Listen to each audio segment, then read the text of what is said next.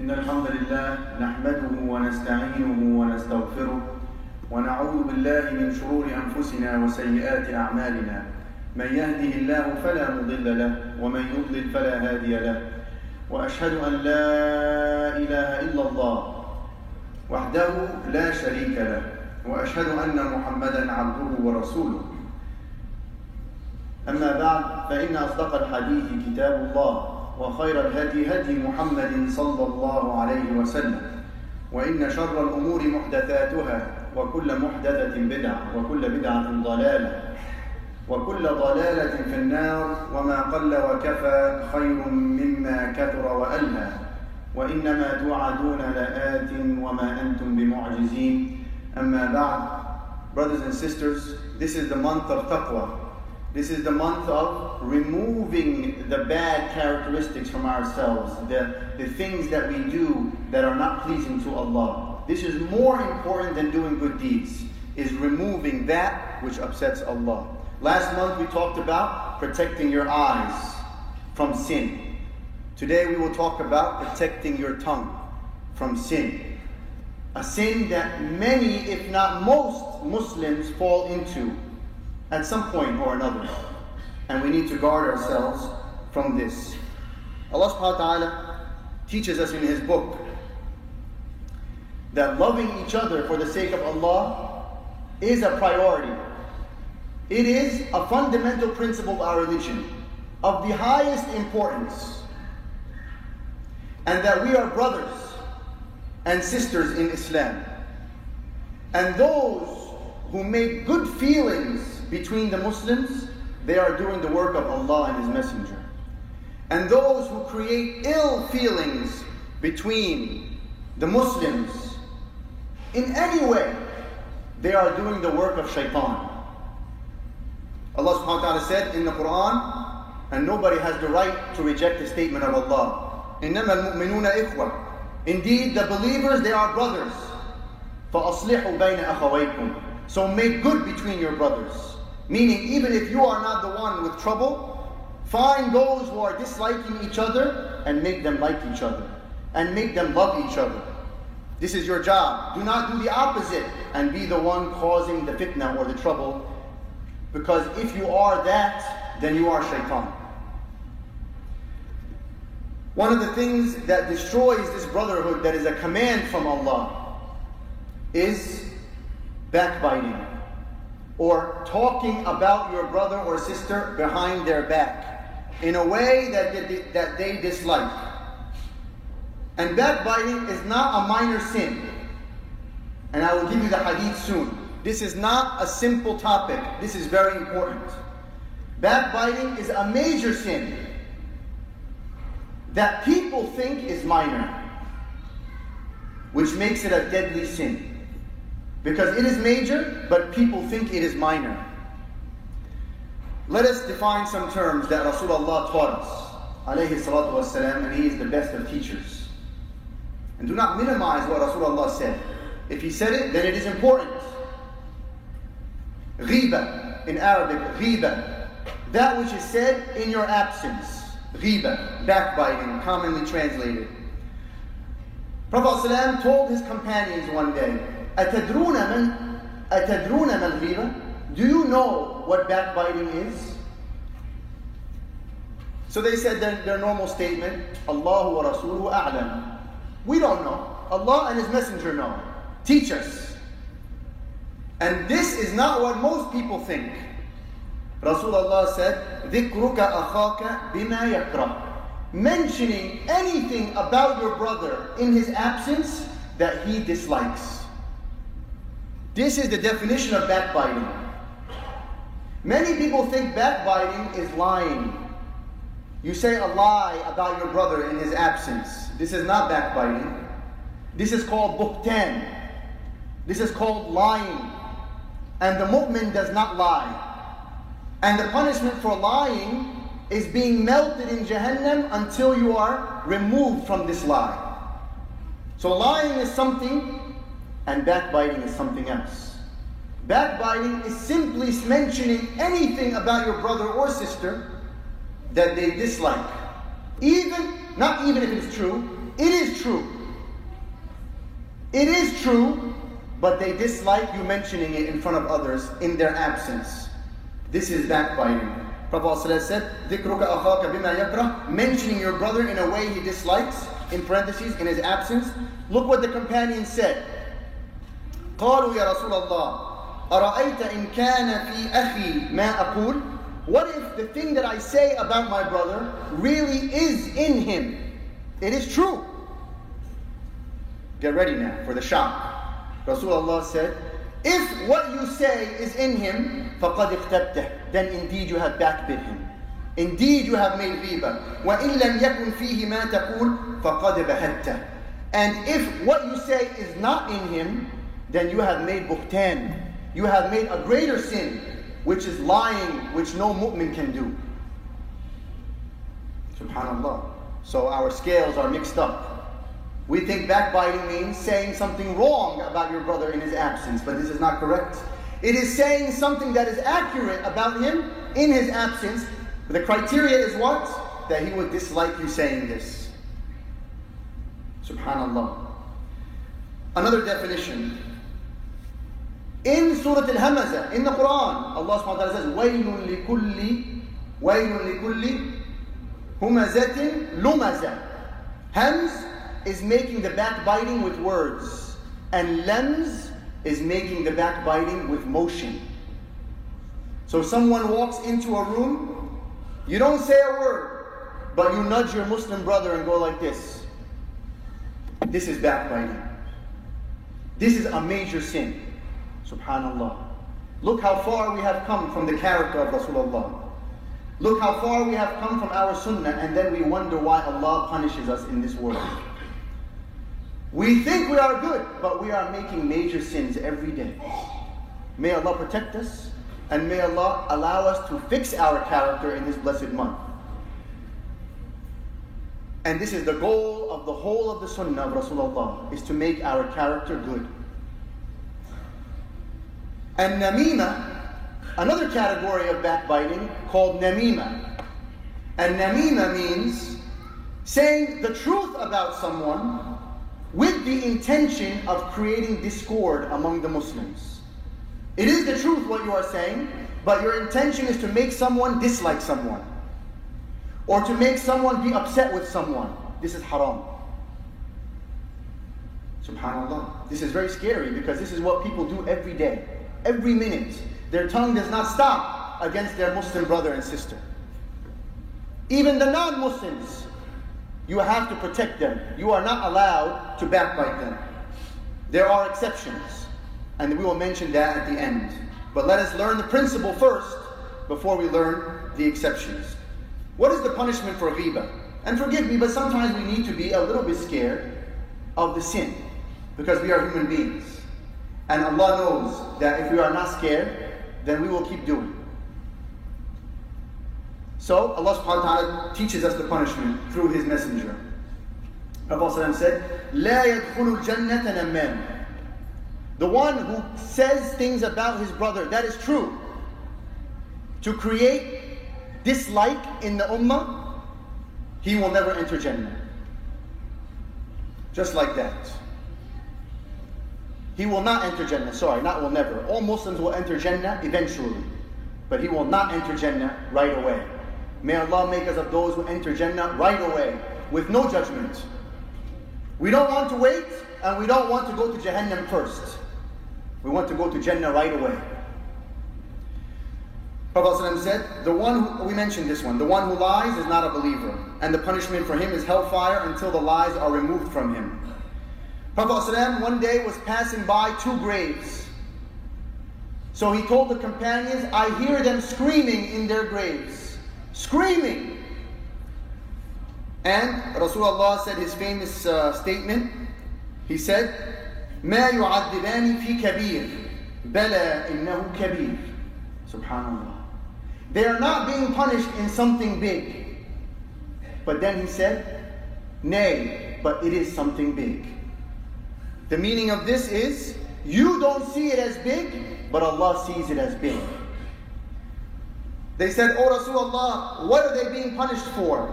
And one of them, he said, he is being punished because he used to make ghibah.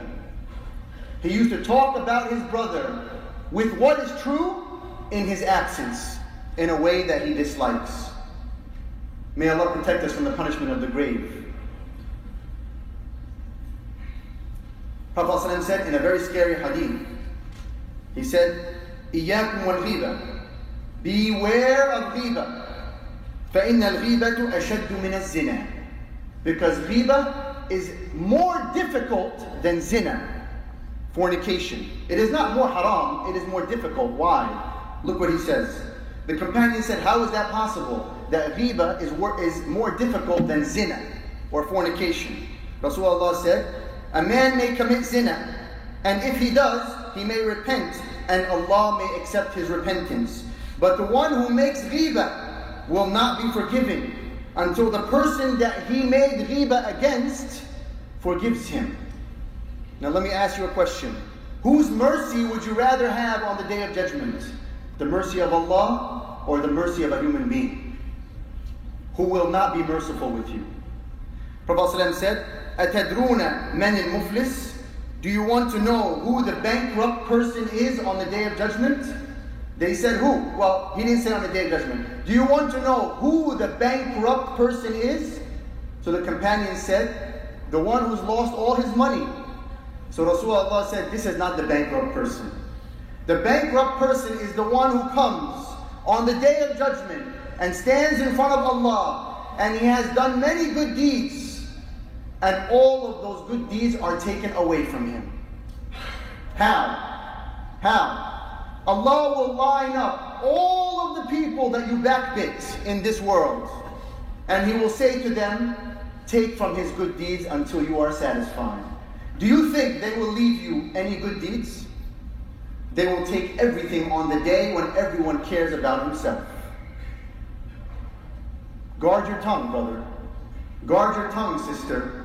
You do not want to be bankrupt on the Day of Judgment. You are praying you are praying the night in Ramadan, and you are fasting the day. MashaAllah, how wonderful your situation is. How much reward you are getting. The bankrupt one is the one who makes the good deeds and earns the good deeds and then loses them on the Day of Judgment. Because he cursed this person, or he did backbiting against this person, or he hurt this person. Do not be bankrupt on that day. Let's give some examples of ghibah, so it can become more clear to us how ubiquitous this problem is in our ummah. One day, Aisha said, and how easily it is to fall into this major sin, not small sin, major sin. Aisha once said in front of Rasulullah alayhi salatu wasalam, حَسْبُكَ مِنْ صَفِيَّةٍ كَذَا وَكَذَا. She was talking about the Prophet's other wife. So she said, she is short. She was mocking her height. She said, she is short. That's it. She is short. Look what Rasulullah said. لَقَدْ قُلْتِ كَلِمَةً لَوْ مُزِجَتْ بِمَاءِ الْبَحْرِ لَمَزَجَتْهُ. You have said something that is so bad that if you put it in the ocean, it would ruin the ocean. And all she said was, Safiya radiallahu anha is short. Subhanallah. Compare what we say to what she said. Our word would not foul the ocean, but the whole world. Subhanallah, with what we say. Prophet ﷺ commanded one of his wives, Zainab radiallahu anha, to give one of her cattle to his other wife, Safiya. So she said, listen to what she said. You want me to give my cattle to that Jewish woman? Because Rasulullah married Safiya. She was from the Jewish tribes. Look what Rasulullah said. So the Prophet got upset. And he said, well, you have said a terrible thing. And he abandoned her for 2 months for this statement. If Rasulullah was with us today, he would not believe what we are doing. Subhanallah. What we are saying against our brothers and our sisters, who we are supposed to love for the sake of Allah. One day, the companions saw a man get up. They were sitting together in the masjid and he got up. Rasulullah was with them. So they remarked how weak this man is. How weak physically. He's weak. So Rasulullah said, that they had eaten his flesh. They said, "Oh Rasulullah, we are just stating the obvious." So Rasulullah said, "What you have said is enough to qualify as ghiba, a major sin. You just mentioned he is weak. Ghiba, major sin." Subhanallah. One day a man got up and another man talked about him poorly in his absence. So the Prophet said to him, "Tahallal." Tahallal means go pick your teeth. The Arabs used to say this when you eat meat. You get meat stuck in your teeth. They used to say, "Tahallal," take the meat out of your teeth. So the man said to Rasulullah, "I did not eat any meat. Why should I pick my teeth?" So Rasulullah said, "You ate the flesh of your brother. Go and pick your teeth." SubhanAllah. One day, the Prophet ﷺ commanded the Muslims to fast. He has the authority to make law, Rasulullah. So he told the Ummah, everyone fast today, random, just like that. He's trying to make a point. And nobody should break their fast until they come to me and ask permission. He has the right to do that. Allah subhanahu wa ta'ala said that the Sharia of Muhammad is law. Whatever Muhammad says, it is from Allah. So one by one the Muslims came to him and said, "Oh Rasulullah, may I break my fast?" So he said, "Go. Yes, yes, yes." Two women came, or they sent their messenger, and they said, "May we break our fast?" And Rasulullah turned away 3 times like this, did not answer. The third time, "Oh Rasulullah, may we break our fast?" Rasulullah said, "You did not fast. Listen, you did not fast today." They said, "Oh Rasulullah, we did fast." They said, "How can you fast when you spent the whole day eating the flesh of your sisters? The whole day you spent eating." So he told them, "Go and vomit right now." So they went and vomited, and they vomited up bloody flesh. So Rasulullah said, "This is the sign of your eating the flesh of your sisters. And if you had not vomited the flesh like I commanded, you would have been burned with this in your stomach on the Day of Judgment." Do not fast Ramadan and spend your day eating the flesh of your brother and sister. Do not do it. Hold your tongue. Hold it. One day one of the companions said, "Oh Rasulullah, will we go to Jahannam for what our tongues say?" So Rasulullah said to him, "Thakilatka ummuk," which means in Arabic, "How foolish this statement you have said." Something along those lines. There is no other reason for people to go to Jahannam but what their tongue said. SubhanAllah. In the end, it's what you say that makes you go to Jahannam or makes you go to Jannah. Yes, and what you do. But the tongue is the thing that gets you in. SubhanAllah. So do not think that this is a small matter. It is a big matter. And words destroy the world, or words make the world a good place. The word is very important. What we say. Prophet ﷺ taught us, a Muslim, a true mu'min, if he does not have something nice to say, he shuts up. He didn't even say he stays quiet. He said, فَلْيَصْمُتْ. Shut up. If you don't have anything nice to say, shut the mouth. Close it. If nothing good is coming out, close it. Don't open it. If you have something nice to say, you may open. Who is the one who gave you a mouth? Allah subhanahu wa ta'ala. Who is the one who gave you a tongue? To remember Allah subhanahu wa ta'ala. Not to destroy the brotherhood of the Muslims that belong to the Ummah of Muhammad sallallahu alaihi wasallam. To show you even more than this, one day a man came voluntarily requesting to be stoned. And there is no stoning in Islam except that it is voluntary. In the end, if you study it, you will see. You cannot involuntarily stone someone because it is impossible to have the 4 witnesses doing the act. They must come and confess. Anyway, this is a different topic. One day a man came to Rasulullah and said, "Voluntarily I want to be stoned for my sin, so Allah can forgive me." So they stoned him. Some of the companions after they were stoned said, "Look at this man, he was stoned like a dog." So Rasulullah said, "You see this dead donkey on the street? Go and eat it now. Command from Rasulullah. Go and eat the dead donkey. They said, "Oh Rasulullah, we do not want to eat this dead donkey. This is disgusting. Please do not make us eat it." Because if he tells them, they have to. So Rasulullah said, "What you have said about your brother, the zani, the one who made zina, this is a huge sin. Even this, you called him a dog? Eating this donkey is better than what you said." So of course he forgave them and said, "Don't eat from the donkey, but I am teaching you a lesson." So what is your role as a mu'min? What is your job? What is your job to do? Your job is to hold your tongue. Not just that. I'm sorry, your job doesn't end there. You have more work to do. If you hear someone talking about any person in their absence in a way that they would dislike, your job is to tell them to please stop. And if they don't stop, your job is to get up and leave. This is called Raddul Ghiba. Not smile and laugh and say, "I'm hanging out with you, continue to talk, I won't backbite, but you can backbite." This is not allowed. Prophet ﷺ said, "Man radda an ardi akhihi radda Allahu an wajhihi an-nar yawm al-qiyamah."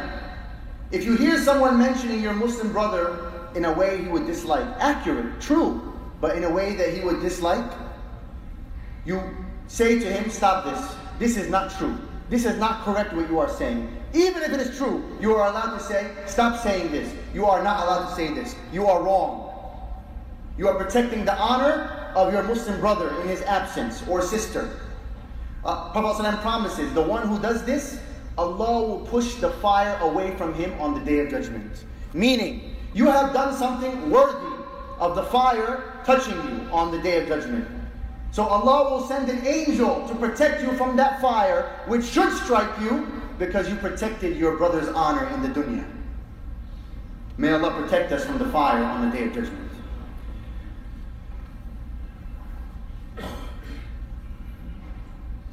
Prophet ﷺ said, the one who allows a Muslim's honor to be tainted in his presence, Allah will disgrace him at a time when he will seek Allah's help. And the one who defends the honor of a Muslim in his absence, Allah will make him victorious at a time he wishes to be helped. All of you are sometimes in trouble. The people gang up against you, cause trouble for you, say bad things about you, say incorrect things, and you say, "Oh Allah, protect me from the tongues of these people." Allah will protect you if you protected your brother from the tongues of others. كَمَا تَدِينُ تُدَانُ, ﷺ said, you will be treated the way you treat others. You will be treated by Allah the way you treat others. This is the religion of Allah. This is the sunnah of Allah. And if you backbite against your brothers, Allah will make you fall into the trap of the tongues of evil people. So how do you get rid of this sickness if you have this sickness? Remind yourself of the punishment. Identify the reason why you do it. And inshallah, make dua to Allah to cure you of this problem. What are the reasons people backbite? Wallahi, if you study it, you will see and analyze it. It is very selfish. Why do you talk about your brother in his absence in a way that he dislikes? Envy, hatred, arrogance. Here's the worst one. Low self-esteem. So you want to make yourself look better, so you put your brother down so you can look better. Wal-'iyadu billah. May Allah protect us from these illnesses. Inshallah, in the second khutbah, briefly we will talk about the exceptions to this very, very dire sin. May Allah forgive our sins. أقول قولي هذا وأستغفر الله لي ولكم ويا فوز المستغفرين استغفروه إنه هو الغفور الرحيم.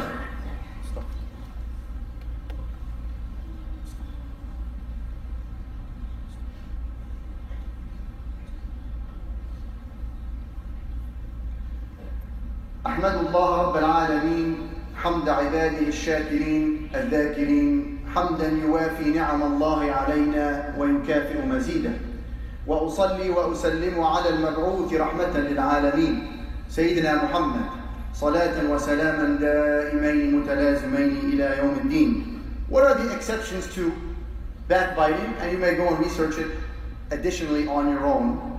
Number one, there are 6 exceptions. Number one, if you are being oppressed by someone, you may go and seek help from someone who can help you. Not every person in the world. You don't go and tell everyone in the world. Someone is oppressing you, they took something from you, they hurt you, you need defense, you need to get what you deserve back. You may go to the authority that can help you. And you may backbite. You may talk about what they did. Only to the one who can help you. Number 2, stopping something bad. You see someone doing something bad in society. As a Muslim, you need to try to step up and stop that something bad. Do not mention it to everyone, but go to someone who has the power to help you stop this something bad. And you may, to that person only, confide in the sin of your brother or sister who is doing something bad. Request a legal ruling. You want to know what to do. You don't know as a Muslim. So you go to a sheikh or a scholar or an imam who has knowledge, and you say, what do I do in this situation? And you try not to mention the name of the person. But if the name becomes essential, you may mention it. Only to the one who can give you the legal ruling that you trust him, that he will not spread this rumor or this problem. You may warn others of a hidden danger. Let's say your neighbor's child is reckless. He's a dangerous person. You don't want the neighbor's kids to fall into that trap. So you go and say, be careful. I'm allowed to say this. This neighbor's child, he is very dangerous. Be careful. Do not let your son fall into his trap. You may do this. Again, you are warning, you are saving someone from a danger they were not aware of. Number 5, public sinner. If someone is mujahid bil fisq, someone is sinning publicly and he does not care if anyone sees him. In this situation, there is no backbiting. You are mentioning the sin. Don't mention other things that he has done, but the thing that he is showing, you may tell people, this man is doing this, do not do like him. But he is public. If he is sinning in private, you have no right to expose his sin. You have no right. And the 6th exception is identification of a person.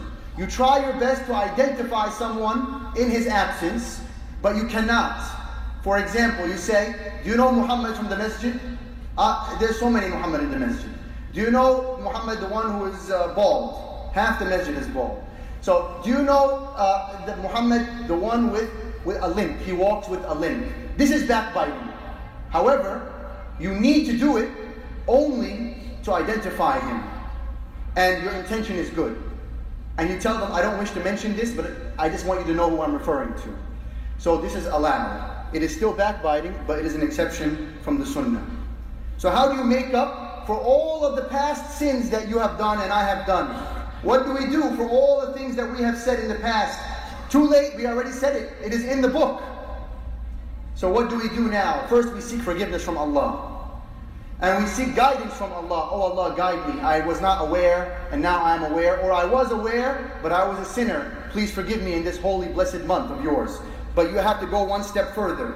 You have to tahallal, remove the meat from your teeth. You go to your Muslim brother and sister and said, on this day I said something about you in your absence that you dislike. It's not easy to do it, but if you want to be safe on the day of judgment, you say this, please forgive me. And if they give you the forgiveness in this dunya, you are forgiven. And even if they do not give it to you, you are forgiven. Because Rasulullah commanded, if someone Muslim comes to you and seeks your forgiveness, you must forgive him.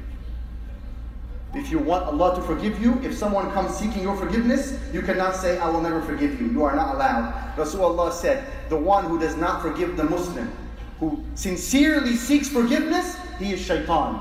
This is hadith of Rasulullah. Do not be hard-hearted if your Muslim brother or sister comes to you and says, forgive me, I made a mistake. Say, I will forgive you inshallah. Maybe I cannot do it today, but I will. You know, everybody is different in how they come to that. However, the scholars made an exception also. If you feel that the thing you said was so bad, that if you mention it to them, it will destroy your brotherhood, then you are allowed to not say it to them with the intention of, oh Allah, this thing I said is so bad, if I tell them, they're really never going to like me again. So, please forgive me, Allah. So the scholars said at this point, you must make dua for that person that you spoke bad about. And whenever you see people that you spoke bad about, that person, you speak good about him or her. The same crowd that you mentioned something bad, you mention now something good. Something good.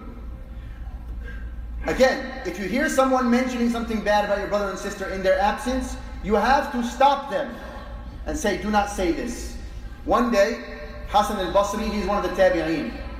He heard someone was talking about him behind his back. So he sent him a plate of dates. He came to his home with a plate of dates. So the man was very surprised because he knows he speaks badly about him.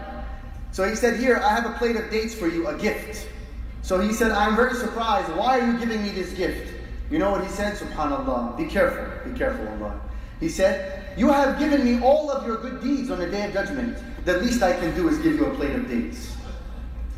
Subhanallah. Do not be the one who trades his good deeds on the Day of Judgment for some affection from the people by saying some bad words. May Allah protect us from this. May Allah purify our hearts. Allah subhanahu wa ta'ala says in Surah Al-Mu'minun, last thing, look, listen to this. قَدْ أَفْلَحَ الْمُؤْمِنُونَ الَّذِينَ هُمْ فِي صَلَاتِهِمْ خَاشِعُونَ وَالَّذِينَ هُمْ عَنِ اللَّغْوِ مُعْرِضُونَ. If you're mu'min, when you hear idle talk or bad talk, you turn away. This is in the book of Allah, Ayah 3, Surah Al-Mu'minun. اللهم اجعلنا من الذين يستمعون القول فيتبعون أحسنه. اللهم علمنا ما جهلنا وانفعنا بما علمتنا وتب علينا. اللهم إنا نسألك موجبات رحمتك وعزائم مغفرتك والسلامة من كل إثم والغنيمة من كل بر والفوز بالجنة والنجاة من النار. الحمد لله الذي هدانا لهذا وما كنا لنهتدي لولا أن هدانا الله. وسلام على المرسلين والحمد لله رب العالمين. وأقم الصلاة.